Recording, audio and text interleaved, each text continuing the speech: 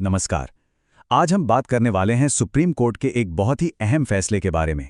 ये एक ऐसा फैसला है जो मरीज की उम्मीद और मेडिकल साइंस के बीच की एक बहुत ही, आप कह सकते हैं, नाजुक और जटिल बहस पर रोशनी डालता है। तो चलिए मिलकर समझते हैं कि आखिर पूरा मामला है क्या। बस ये एक लाइन इस पूरे मामले का सार है। सुप्रीम कोर्ट ने एक बहुत ही साफ लकीर खींच दी है, लेकिन सवाल ये है कि अदालत इस नतीजे पर आखिर पहुंची कैसे, और इससे भी जरूरी बात, इसके असल मायने क्या हैं। आइए पता करते हैं। तो देखिए, इस फैसले की जड़ एक खास मामले से जुड़ी है। हुआ ये कि कुछ मरीज ऑटिज्म स्पेक्ट्रम डिसऑर्डर के इलाज के लिए स्टेम सेल थेरेपी की मांग कर रहे थे। अब स्टेम सेल थेरेपी एक ऐसा फील्ड है जो बहुत उम्मीदें जगाता है ना? लेकिन सच ये भी है कि इस पर अभी भी बहुत रिसर्च चल रही है और इसके पास कोई ठोस वैज्ञानिक सबूत नहीं है। और बस यहीं से असली टकराव शुरू होता है। असल में ये मामला दो बहुत मजबूत ताकतों का टकराव दिखाता है। एक तरफ है मरीज की उम्मीद, हर दरवाजा खटखटाने की इच्छा और अपनी मर्जी से इलाज चुनने का अधिकार, और वहीं दूसरी तरफ है मेडिकल साइंस की सबसे बड़ी और पहली जिम्मेदारी, पहले कोई नुकसान न पहुंचाओ। अदालत के सामने यही मुश्किल सवाल था कि इस संतुलन को कैसे साधा जाए। और इस पर अदालत ने बहुत ही सख्त शब्दों का इस्तेमाल किया। Justice JB. पार्डीवाला और जस्टिस आर. महादेवन की बेंच ने इसे सिर्फ एक राय नहीं बताया, बल्कि साफ साफ इसे अवैज्ञानिक और कदाचार यानी कि मैल प्रैक्टिस कहा। इससे पता चलता है कि कोर्ट इस प्रैक्टिस को कितनी ज्यादा गंभीरता से देख रहा था। और यहीं से कदाचार का सवाल हमें इस मामले के कानूनी दिल तक ले आता है। मतलब, अगर कोई मरीज कहता है हाँ मैं ये इलाज चाहता हूं, तो क्या बस इतना कह देना काफी है? जैसा कि कोर्ट ने पाया, इसका जवाब इतना सीधा और आसान बिल्कुल नहीं है। इस सवाल का जवाब खोजने के लिए अदालत ने एक पुराने लेकिन बहुत ही अहम केस को देखा, 2008 का समीरा कोहली केस।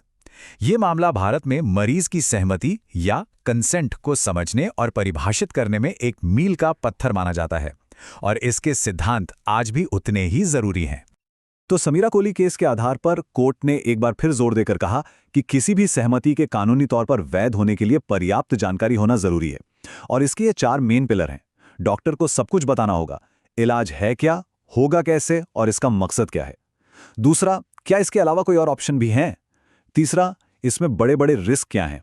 और चौथा, अगर इलाज ना कराने का फैसला लिया तो उसके क्या नतीजे हो सकते हैं।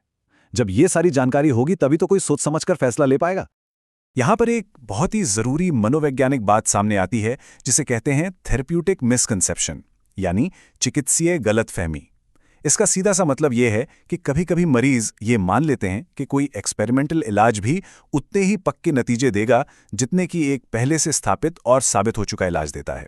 और ये उम्मीद और हकीकत के बीच का एक बहुत ही खतरनाक गैप है। और यहीं पर अदालत ने अपनी नैतिक सीमा खींच दी। कोर्ट ने साफ कहा कि अगर कोई डॉक्टर ये जानता है कि मरीज इस चिकित्सीय गलतफहमी का शिकार है और वो फिर भी उस अप्रमाणित इलाज को करता है, तो ये मेडिकल एथिक्स यानी डॉक्टरी पेशे की नैतिकता का एक बहुत बड़ा उल्लंघन है। तो कुल मिलाकर बात यह है कि किसी मरीज की हाँ तभी कानूनी तौर पर मान्य होती है जब वो पूरी और सही जानकारी पर आधारित हो। सिर्फ इच्छा जता देना ही काफी नहीं है, सही जानकारी ही एक वैध सहमति का असली आधार है। तो इस पूरे फैसले का आम लोगों और मरीजों के लिए क्या मतलब है? खैर, सबसे पहली और जरूरी बात यह है कि इलाज का अधिकार पूरी तरह से वैज्ञानिक सबूतों पर आधारित है। दूसरी बात, मरीजों की सुरक्षा को उनकी अपनी मर्जी से इलाज चुनने की पूरी आजादी से भी ऊपर रखा गया है, यानी सेफ्टी फर्स्ट। लेकिन हाँ, इसका मतलब ये बिल्कुल नहीं है कि नए इलाजों के दरवाजे बंद हो गए हैं। कोर्ट ने यह भी साफ किया है कि लोग सरकार से मंजूर और नियंत्रित क्लिनिकल ट्रायल्स का हिस्सा बन सकते हैं, जहां नए इलाजों को एक सुरक्षित माहौल में परखा जाता है। और आखिर में यह फैसला हमें उसी बुनियादी सवाल पर वापस ले आता है। यह फैसला एक लकीर तो खींचता है, लेकिन यह बहस शायद हमेशा चलती रहेगी।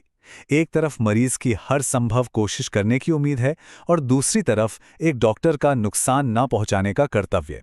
विज्ञान और समाज के लिए यह संतुलन हमेशा से एक बड़ी चुनौती रहा है और शायद आगे भी रहेगा।